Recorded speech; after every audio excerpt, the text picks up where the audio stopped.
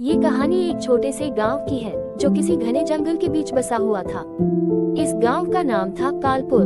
गांव का माहौल बहुत ही शांति से भरा हुआ था, लेकिन उसके पीछे कुछ ऐसा था जो बाहर से देखने पर किसी को भी नहीं दिखता था। गांव में केवल कुछ ही घर थे और गांव के लोग बड़े साधारण थे। लेकिन जैसे ही सूर्य अस्त होता, गांव में अजीब सा सन्नाटा छा जाता।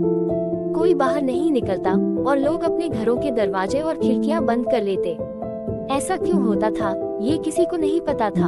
एक दिन एक युवक राजन शहर से घूमने आया। उसे गांव के बारे में कुछ अजीब बातें सुनने को मिली थी और वह जानने के लिए उत्सुक था।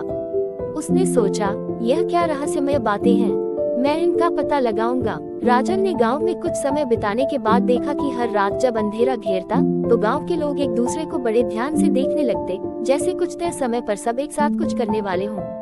एक रात उसने ये तय किया कि वह इस रहस्य का पर्दाफाश करेगा। रात का समय आया और जैसे ही सभी घरों के दरवाजे बंद हो गए, राजन धीरे धीरे गांव की सड़क पर चलने लगा। उसे दूर से एक हल्की सी रोशनी दिखी। वह चुपके चुपके उस दिशा में बढ़ा। जब वह करीब पहुंचा तो उसने देखा कि कुछ लोग एक पुराने बरगद के पेड़ के पास इकट्ठा हुए थे। वे कुछ मंत्र पढ़ रहे थे और उनके चेहरे पर एक अजीब सी चिंता थी। राजन ने ध्यान से सुना और पाया कि वे एक अजीब से रिवाज का पालन कर रहे थे।